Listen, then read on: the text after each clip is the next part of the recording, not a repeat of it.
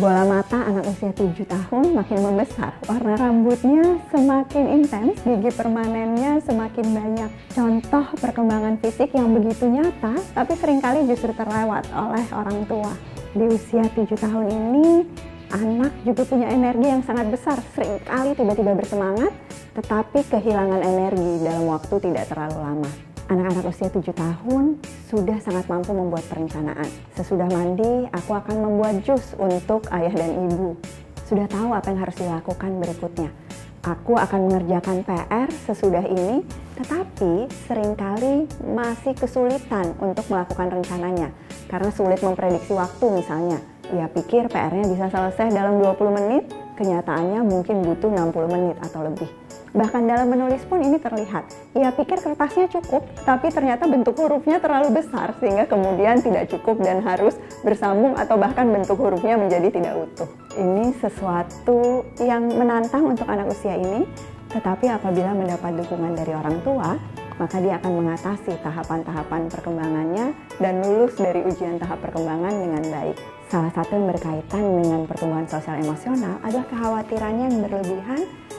Kalau saja orang lain tidak menyukai aku, ia ingin sekali menunjukkan komitmen dalam pertemanan.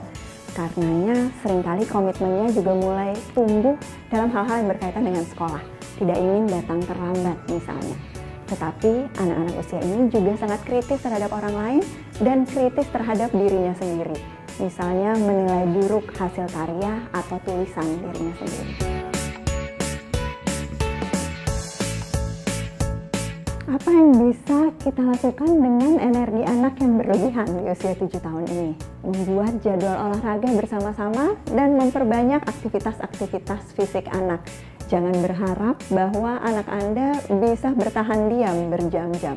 Justru kebiasaan untuk hidup sehat dan banyak bergerak dimulai dan dikukuhkan di usia 7 tahun ini.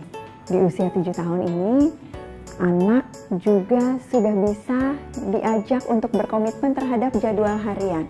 Tapi pastikan agenda anak tidak penuh dengan kesibukan-kesibukan yang menjadi beban. Terlalu banyak les pelajaran misalnya bisa jadi berbahaya karena anak juga butuh waktu untuk menghayal dan waktu-waktu untuk kegiatan tidak berstruktur dan permainan. Perencanaan juga bisa ditunjukkan dengan memberikan ajakan untuk mulai menabung. Mari kita rencanakan untuk membeli barang-barang tertentu, tidak langsung hari ini, tetapi butuh proses berminggu-minggu sampai berbulan-bulan. Di usia 7 tahun, kesempatan untuk melatih pertemanan juga menjadi sangat penting. Anak perlu berlatih untuk mendengarkan orang lain. Latihannya di mana? Latihannya adalah pada saat dia didengarkan oleh orang tuanya, diperhatikan dan diberikan penghargaan oleh orang tuanya. Keterampilan ini akan dibawa keluar rumah. Anak-anak di usia 7 tahun juga waktu yang tepat untuk memulai kebiasaan menulis.